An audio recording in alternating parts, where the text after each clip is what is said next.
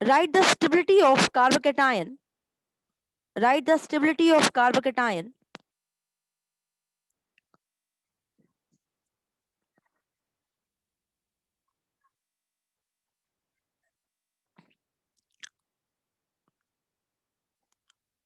In accordance with inductive effect. In accordance with inductive effect. Carbocation मतलब carbon पे positive charge, ठीक है।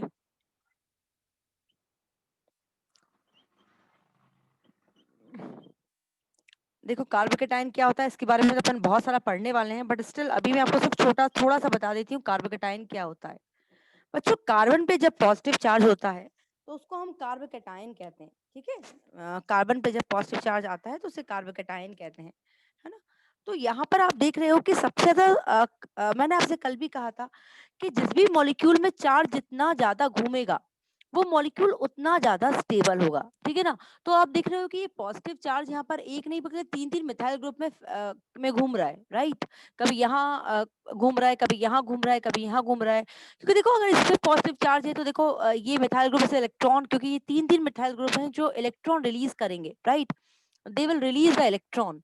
तो अगर ये इलेक्ट्रॉन रिलीज करेंगे तो कार्बन में पॉजिटिव चार्ज कम होगा, है ना।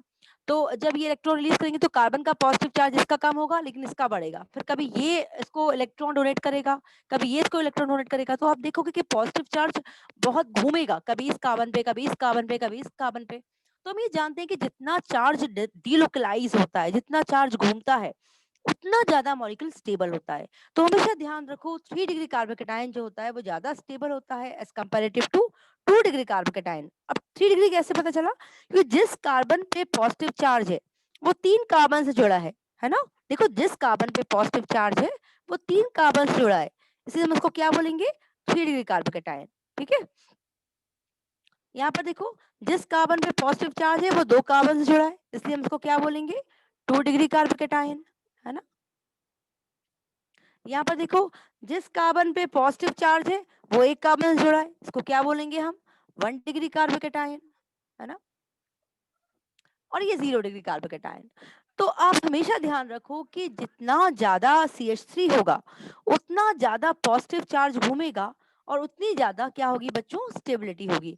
तो 3 डिग्री कार्बोकेटायन जो है वो हमेशा ज्यादा स्टेबल होगा as comparative to 2 degree carbocation. 2 degree ज्यादा स्टेबल होगा 1 डिग्री कार्बोकेटायन, और 1 डिग्री ज्यादा स्टेबल होगा 0 डिग्री कार्बोकेटायन से ड्यू टू इंडक्टिव इफेक्ट। तो आप कह सकते हो कि इंडक्टिव इफेक्ट के कारण जितना चार्ज घूमेगा उतनी ज्यादा स्टेबिलिटी होगी, और यही रीजन है कि 3 degree carbocation is more stable than 2 degree than 1 degree. ठीक है बच्चों, is it okay?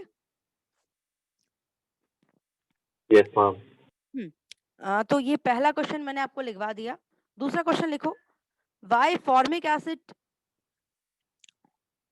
Is more acidic then acetic acid?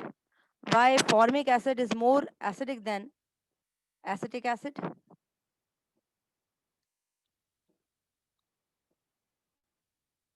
Yes Aditi, ऐसा क्यों होता है? फॉर्मिक एसिड एसिडिक एसिड से एसिडिक क्यों होता है? CH3 रिलीज करता है। Very good. CH3 plus I effect के कारण, प्लस आई इफेक्ट मतलब electron releasing inductive effect show करता है ना। इलेक्ट्रॉन रिलीज करता है जिसके कारण OH बॉन्ड स्ट्रांग हो जाता है, और OH बॉन्ड स्ट्रांग होने के कारण प्रोटॉन जल्दी से रिलीज नहीं हो पाता, और यही रीजन है कि acidic acid is less acidic then formic acid. Is it okay? Very good Aditi, सबको समझ में आ गया? तो इसका आंसर क्या होगा? Due to plus I effect of alkyl group या ऑफ मिथाइल ग्रुप। लिख लो, due to plus I effect of methyl group, due to plus I effect of methyl group, due to plus I effect of methyl group, the electron density of the electron density of the electron density of OH bond increases due to plus I effect of CH3. The electron density of OH bond increases in acetic acid, increases in acetic acid,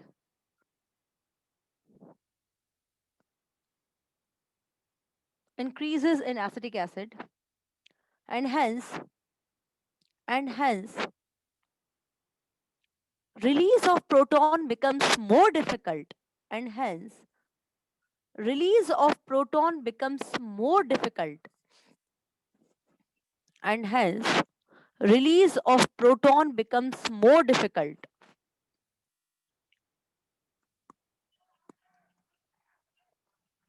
Release of proton becomes more difficult.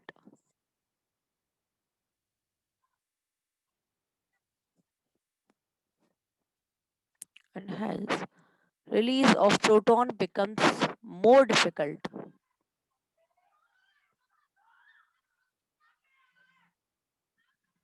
Release of proton become more difficult.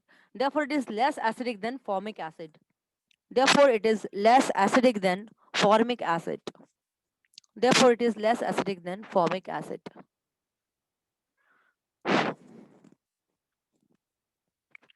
लिख लिया? Written बच्चों? Yes, ma'am. Next question लिखो. Arrange the following acid. Arrange the following acid in the increasing order of the acidity. In the increasing order of the acidity.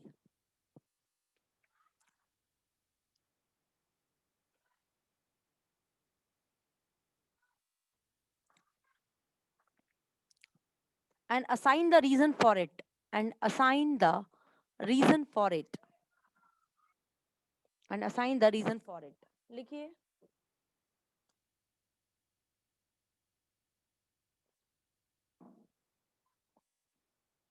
CH3COOH, ClCH2COH, OHCH2COH और NO2CH2COH.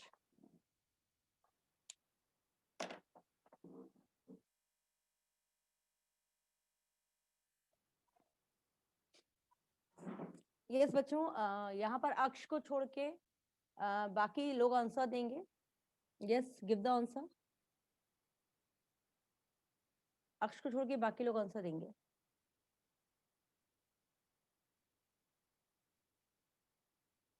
Yes, children. Is there any doubt? कुछ topic से related कोई doubt है तो पूछ लो, क्योंकि answer तो देना पड़ेगा आप लोग को ना. स्निग्ध आप दोगे आंसर? उत्कर्ष, स्निग्ध, आद्रिका, अनुष्का, ठीक है, लिख लोगे ना? Yes, ma'am. चलो नेक्स्ट क्वेश्चन लिखो. नेक्स्ट क्वेश्चन लिखो. अरेंज ना, इसका बी पार्ट लिख लो. इसका लिख लो CH2FCOH, CH2ClCOH, CH2BrCOH, CH2ICOH. और इसका मैं क्वेश्चन लिखो. Give the reason. Give the reason.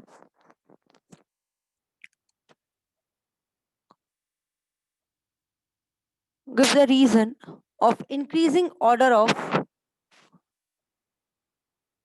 following acid. Increasing order of acidity of following acid. Increasing order of acidity of following acid.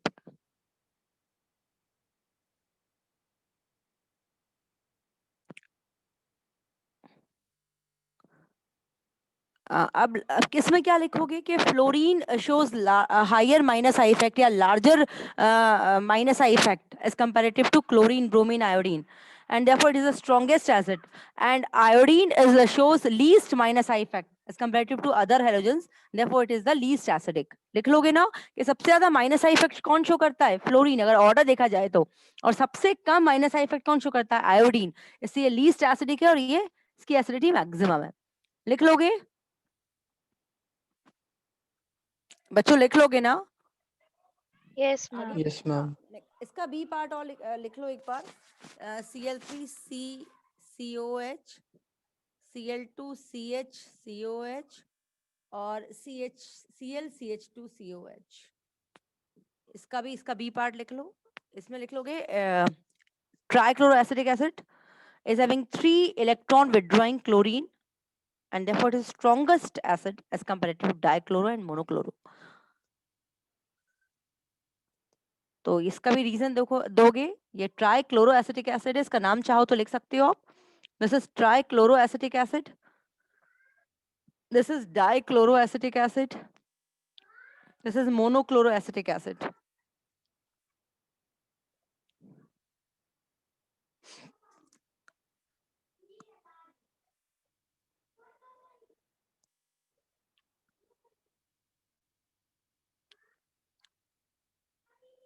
लिख लिया, लिख सकते हो। Due to minus I effect of 3 chlorine it is the strongest acid, and due to the presence of only 1 chlorine it is the weakest acid. With the presence of 1 chlorine the minus I effect will be least in monochloroacetic acid, है ना। ये क्या है, मोनोक्लोरोएसिटिक acid. तो यहाँ पर क्या है, केवल एक ही क्लोरीन है ना। उसका थर्ड पार्ट लिखो, रब कर दूं इसे,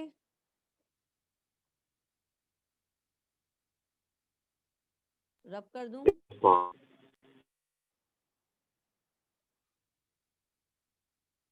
नेक्स्ट पार्ट लिखो, CH3 CH2 COH, CH3 CH CH3 COH,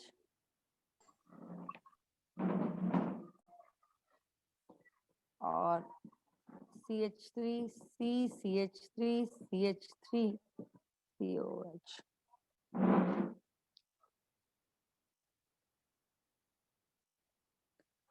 यहाँ पर क्या समझाओगे?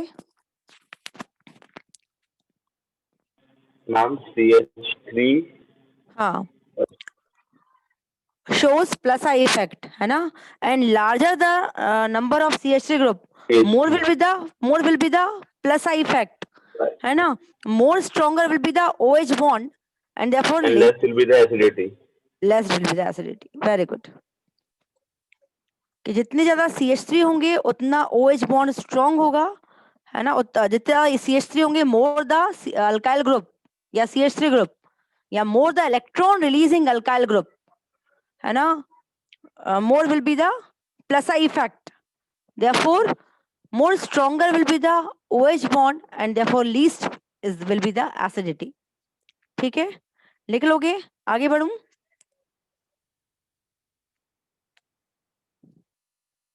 उत्कर्ष आगे बढ़े बेटा, लिख लिया आप लोगों ने? Yes, ma'am. Yes, हाँ, ma'am. तो आप इसमें ये लिखोगे कि more the number of alkyl group more will be the plus I effect, है ना। So stronger will be the OH bond and lesser will be the acidity. Next question लिखो। अब हम बेसिसिटी पे जाते हैं, एसिडिटी एसिडिटी बहुत हो गया। यहाँ पर लिख लो which one will be more basic, which one will be more basic,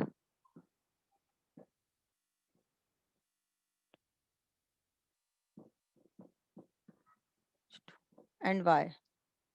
कौन सबसे ज्यादा बेसिक होगा?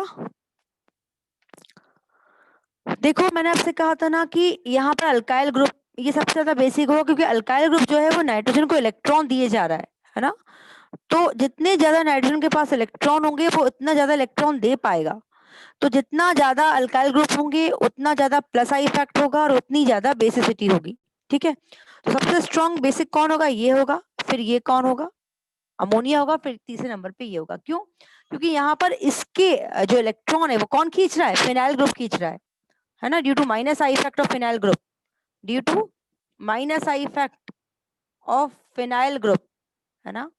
It will be the least basic, it will be the least basic. यहाँ पर क्या है? माइनस आई इफेक्ट है फिनाइल ग्रुप का, इसलिए लीस्ट बेसिक है। और यहाँ पर due to plus I effect of alkyl group, due to plus I effect of alkyl group it is the most basic. लिख लो अगर लिखना है तो। यहाँ पर लिखोगे due to plus I effect of alkyl group it will be the most basic. यहाँ पर लिखोगे due to minus I effect of the phenyl group it will be the least acidic. Sorry least basic, है ना, sorry basicity की बात कर रहे हैं। फिर से बोल रही हूँ, due to the plus I effect of alkyl group या आर, जो भी आप बोलो, ethyl group it will be the most basic. और यहाँ पर लिखोगे Due to minus I effect of the phenyl group, it will be the least basic.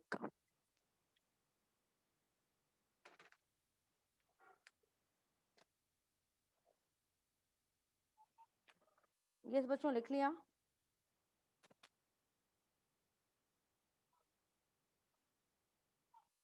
Yes, ma'am. हाँ, next question लिखो.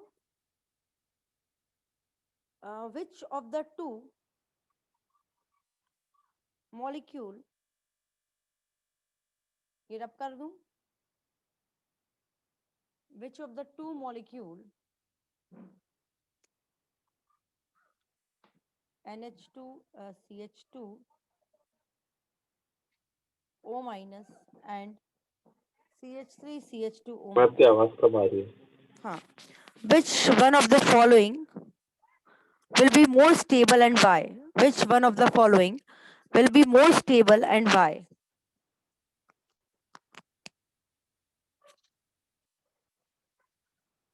Sorry, this is not NH2, this is NO2 है, ये NO2 है, really sorry.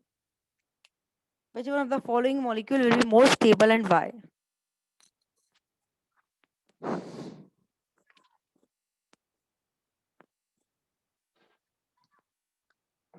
लिख लो. मैम NO2CH2 वाला. हाँ, क्यों क्या लिखोगे आंसर इसका?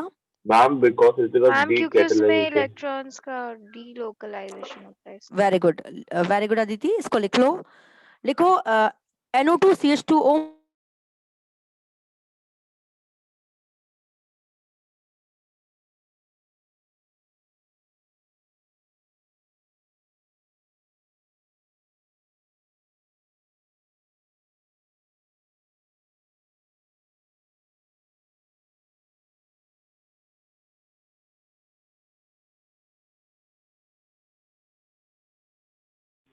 Ma'am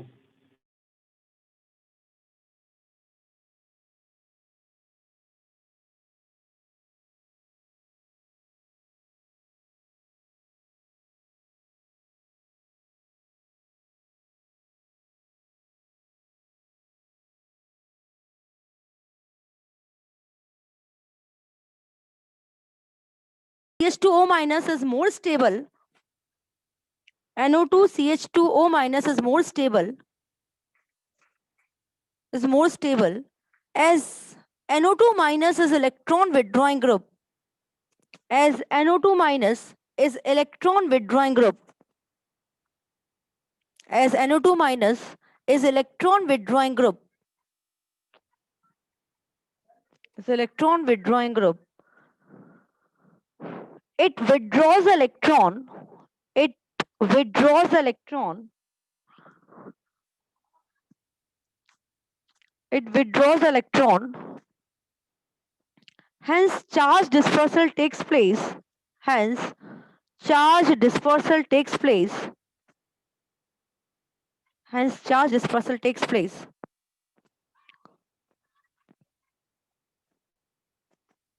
So, stability increases. So, stability increases.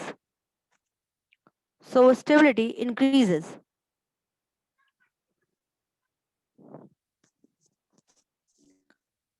In CH3CH2O minus, in CH3CH2O minus,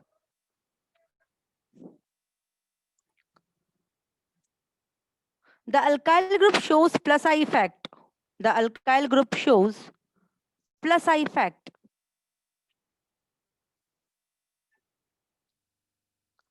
So, it intensifies the charge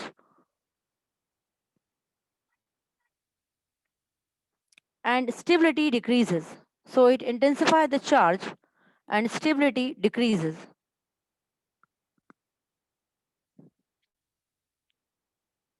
Written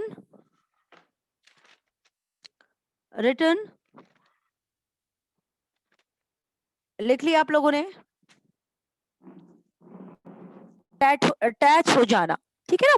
तो क्या होगा, ये जैसे ही रिएजेंट आएगा, दिस इज अ रिएजेंट, जैसे ये ऑर्गेनिक कंपाउंड के पास आएगा बच्चों, there will be the shifting of pi electron.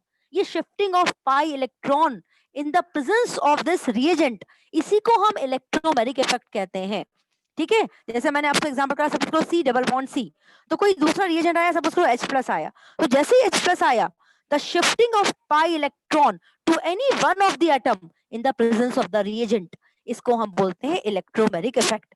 मतलब किसी भी रिएजेंट के प्रेजेंस में पाई बॉन्ड का किसी एक पर्टिकुलर एटम पे शिफ्ट हो जाना, ट्रांसफर हो जाना, पाई इलेक्ट्रॉन्स का पर्टिकुलर एटम के चले जाना, है ना, इन the presence of specific reagent, इसको हम बोलते हैं इलेक्ट्रोमेरिक इफेक्ट। अब ये इलेक्ट्रोमेरिक इफेक्ट जो होते हैं बच्चों, ये दो टाइप के होते हैं, देयर ऑफ टू टाइप। कौन कौन से?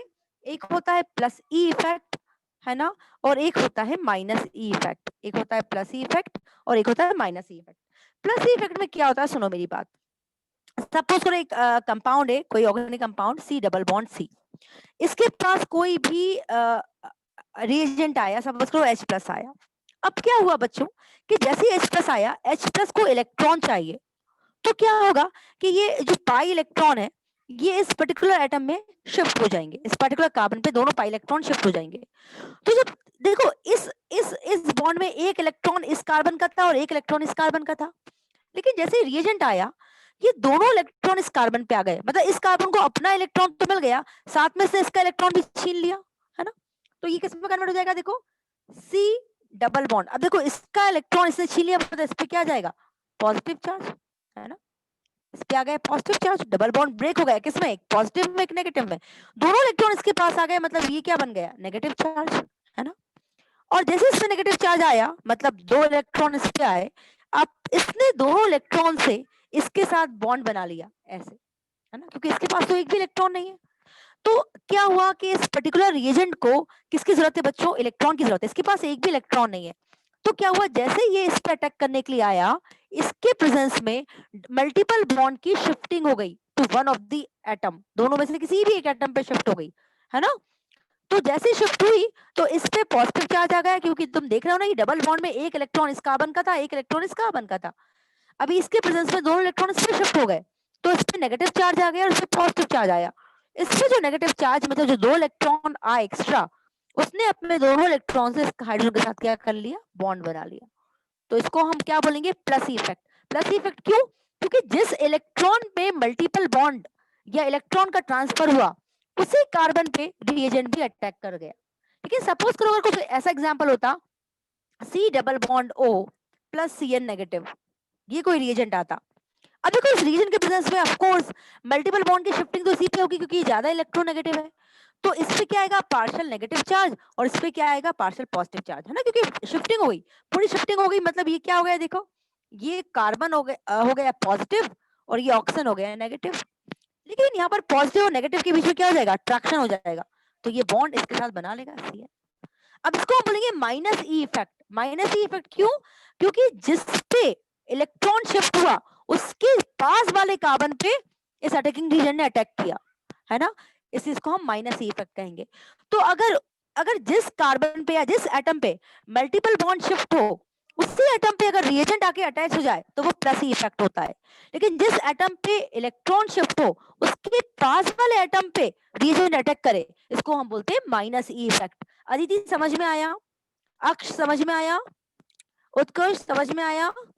इलेक्ट्रोमैग्नेटिक इफेक्ट क्या होता है, इलेक्ट्रोमैग्नेटिक इफेक्ट होता है कि पाई इलेक्ट्रॉन का शिफ्ट होना, है ना, पाई इलेक्ट्रॉन का शिफ्ट होना किसी भी एक कार्बन एटम पे, ठीक है, किसके प्रेजेंस में, इन द प्रेजेंस ऑफ रिएजेंट। किसी भी रिएजेंट के प्रेजेंस में मल्टीपल बॉन्ड का या पाई बॉन्ड का शिफ्ट होना, इसको हम बोलते हैं इलेक्ट्रोमैग्नेटिक इफेक्ट। ठीक है, मैंने क्या बोला, किसी भी रिएजेंट के प्रेजेंस में पाई इलेक्ट्रॉन का किसी भी कार्बन एटम पे शिफ्ट होना, इसे हम बोलते हैं क्या, इलेक्ट्रोमैग्नेटिक इफेक्ट। ये इलेक्ट्रोमैग्नेटिक इफेक्ट जो होते हैं बच्चों, ये दो टाइप के होते हैं, एक होता है प्लस ई इफेक्ट और दूसरा होता है minus E effect. Plus E effect मतलब कि जिस कार्बन पे पाई इलेक्ट्रॉन गए, उसी इलेक्ट्रॉन पे अगर अटैकिंग रिएजेंट आ जाए तो वो होता है प्लस ई इफेक्ट। देखो जैसे यहाँ पर पाई इलेक्ट्रॉन की शिफ्टिंग हुई और इसी एटम पे ये अटैकिंग रिएजेंट भी अटैक कर गया, तो इसे हम क्या बोलेंगे, इसे हम